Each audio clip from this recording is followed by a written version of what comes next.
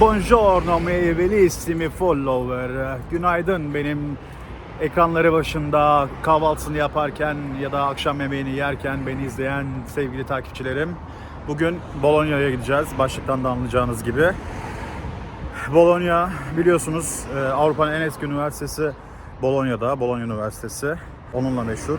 Ve bir de bolognese soslu makarnasıyla ya da bir diğer yemek olarak lazanyasıyla meşhur. Ben bunları denemek istiyorum oraya gittiğimde. En azından lazanyayı denemek istiyorum. Yani bolognese soslu makarnadır. Ne kadar değişik olabilir ki diyeceğim. Şimdi yine bununla ilgili alta saçma salak yorumlar yazacaklar. Çünkü biliyorsunuz Siena videosu çektim. Geçen hafta yayınladım.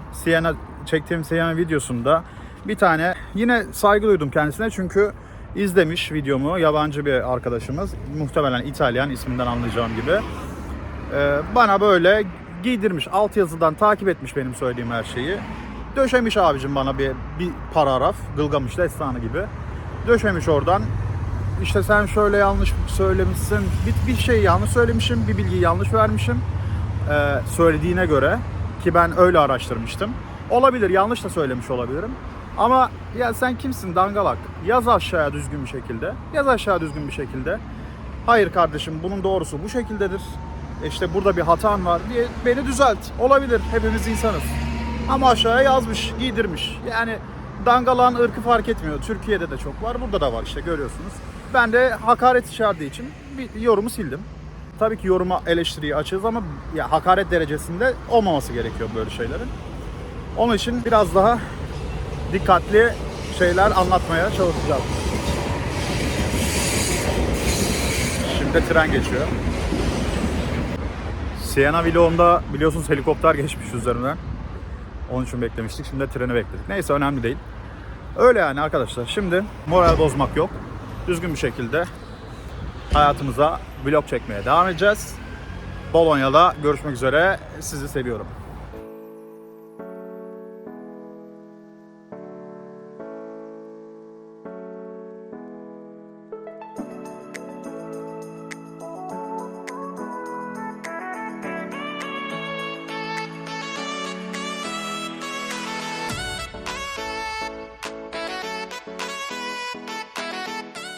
Ve Bologna'dayım. Şehre iner inmez beni bir pazar yeri karşıladı. Değil, ben tesadüf geçerken pazar yerine geldim. Şimdi inanılmaz ucuz kıyafetler satılıyor. 1 euroya, 2 euroya, 5 euroya falan. Şimdi size orayı göstereyim.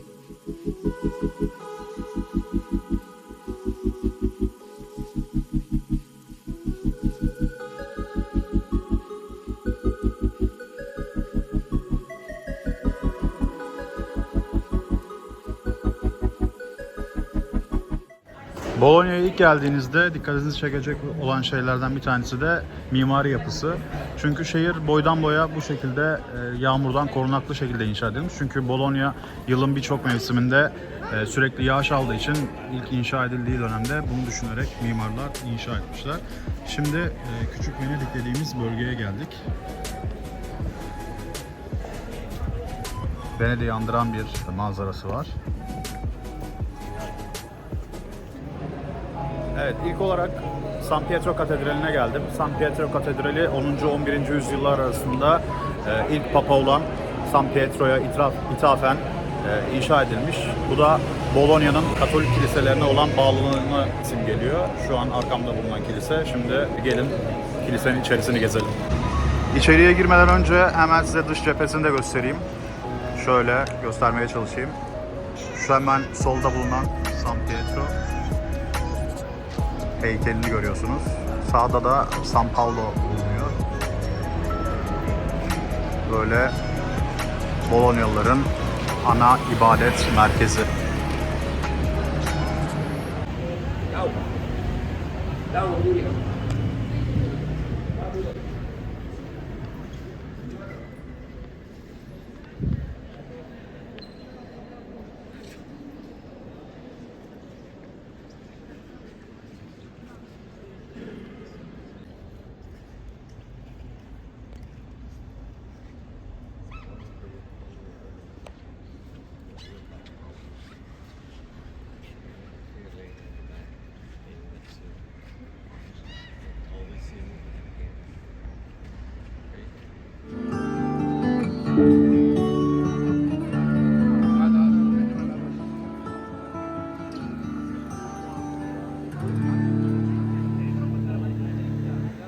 Piazza Maggiore meydanındaki Neptün Çeşmesi'ndeyim. İtalyancası Fontana di Nettuno. Neptün biliyorsunuz Roma dininde su tanrısı.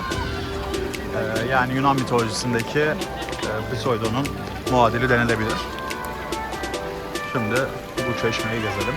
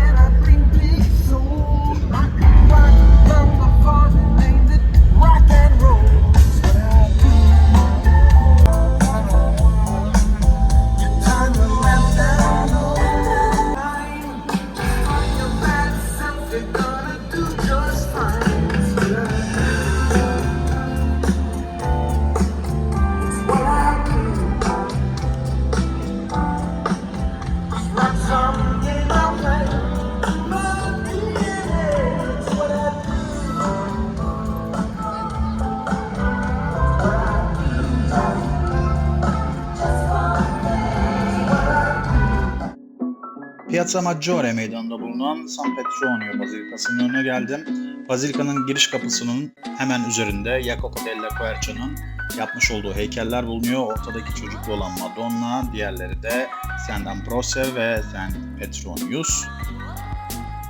San Petronio Bazilikası Bologna'nın en önemli kilisesiymiş. Burası normalde inşa edildiğinde kilise olarak tasarlanmamış. Sivil bir tapınak olarak düşünülmüş. Ancak Bologna bağımsızlığını kazandıktan sonra yerel belediyenin almış olduğu kararla kiliseye çevrilmiş. Dünyanın en büyük 15. Avrupa'nın en büyük 6.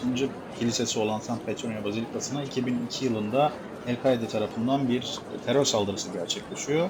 Bunun da sebebi Bazilikanın içerisinde Hz. Muhammed'in cehennemde şeytanlar tarafından işkence gördüğünü gösteren 15. yüzyıldan kalma eserin imha edilmesini ve kilisenin havaya uçmasını istiyorlar. Bu sebeple de kilisenin önünde artık jandarma polis eşliğiyle içeriye giriş yapılıyor.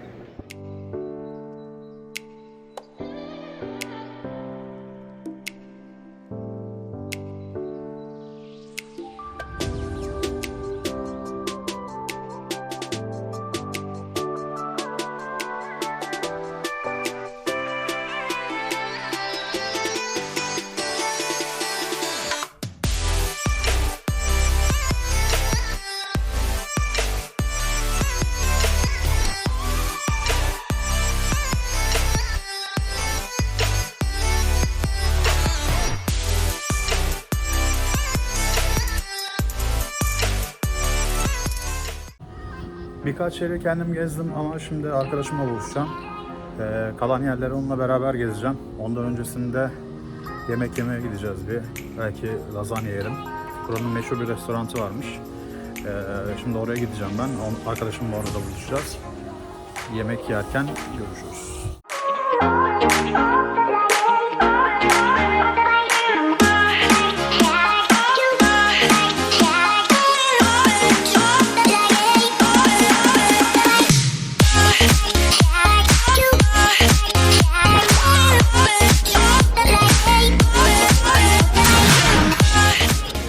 Yemeğe geleceğimiz yer burası. Osteria della Orsa. Burayı çok övüyorlar. Bakalım övüldüğü kadar var mı? Sırası da bayağı uzun sürüyor.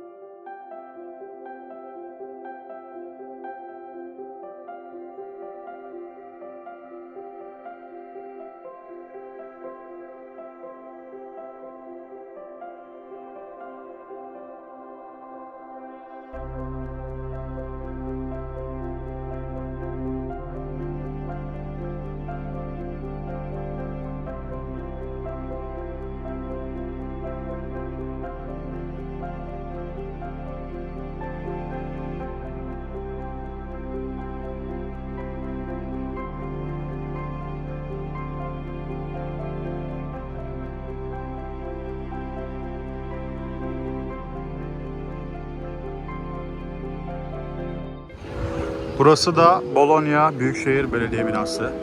Yapıldığı ilk yıldan beri belediye binası olarak kullanılıyor. Bologna Belediye Binası'nın avlusuna kadar en fazla girebildim. Zaten vaktim de kalmadı içerisini gezecek. Çünkü Bologna'ya günübirlik geldim. Bugün akşam Krakow'a uçacağım. Zaten Bologna'ya gelme sebebim de havaalanını kullanmaktı. O yüzden sabah erkenden gelip burayı da bir gezmek istedim, Bologna'yı. Başka bir zaman daha detaylı gezmeye gelirim muhtemelen. Çünkü çok beğendim Bologna'yı da. Gerçekten dedikleri gibi tam bir kızıl şehir. Zaten arkadaki kiremitlerden de görebilirsiniz. Bütün şehir bu kiremit renginde. Onun dışında şehrin merkezinde bütün gezilecek yerler. O yüzden o açıdan avantajlı bir durum. Yani şehrin tamamını bir günde gezilecek yerleri bitirebilirsiniz. Yani müzelere girmezseniz bile işte toplamında bir 5-6 saatte, 7 saatte bütün şehri gezebilirsiniz, gezilecek turistik olan yerleri. Ama girmenizi tavsiye ederim. Çok pahalı değil zaten. Yediğim yemekten bahsedeyim. Yediğim yemeğin adını şu an hatırlamıyorum ama birazdan yazacağım şuraya. Ben genelde kıymalı makarna sevmiyorum. Yani makarnayı kıymalı sevmiyorum aslında. O yüzden çok beğenemedim açıkçası. Ama kıymalı makarna seven arkadaşlar için belki güzel olabilir. Yemek sıcak ve aç olduğum için de güzel geldi, o açıdan bir şey yok ama bir daha yer miyim sanmıyorum. Önceliğim lazanya yemekti ama maalesef lazanya kalmamış. Kalmadığı için de onu yiyemedim. Artık bir sonraki gelişimde muhtemelen lazanyası olan bir restoranta giderim. Bologna hakkındaki görüşlerim böyle. Şimdi gezmeye devam edeceğim. Arkadaşımla gezeceğim. Eğer kendisi çıkmak isterse videoya onu da eklerim. Gezdiğim, gördüğüm yerler hakkında bilgileri de buraya eklemeye, sizlerle paylaşmaya devam edeceğim. Bologna'nın en meşhur dondurmacısına geldim. Gelateria La Vecchia Stalla. Burada dondurma yiyip deneyeceğim, bakalım diye yorumlarımı size aktaracağım.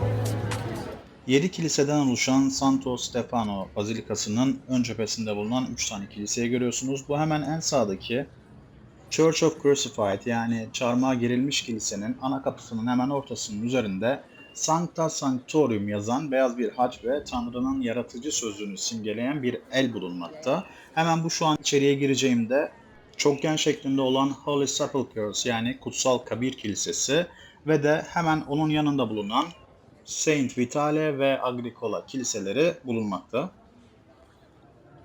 Santo Stefano Bazilikası Bologna'nın kutsal Kudüs'ü olarak görülüyor.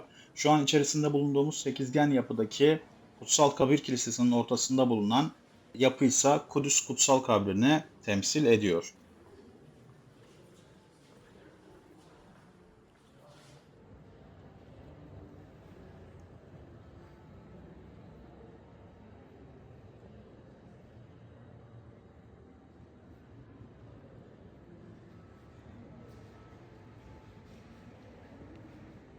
Santo Stefano Bazilikası'nın avlusundayız. Buraya Pilato adı verilmiş. Ama bu ismin nereden geldiği tam olarak bilinmiyor. Bununla ilgili iki teori var. Birinci teori, adını geçmişte Langobardlar tarafından adak olarak kullanılan Catino of Pilato adlı merkezi tanktan aldığı söyleniyor. Diğer teori ise Hz. İsa'nın mahkum edildiği yer olan Litostratos'u anmak için avluya Pilato adı verildiği de söylentiler arasında.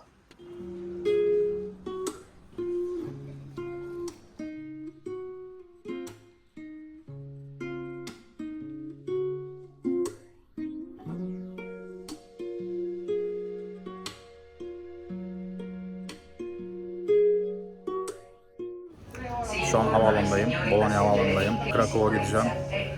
Onu da ayrı bir vlog olarak paylaşacağım. Ve yine bir kötü olay daha başıma geldi, her zamanki gibi. Zaten sorunsuz bir yolculuk asla düşünemiyorum. Havaalanına geldim koşa koşa, zar zor yetiştim bu arada. Son otobüse yetiştim, uçağa yetişebileceğim son otobüse yetiştim.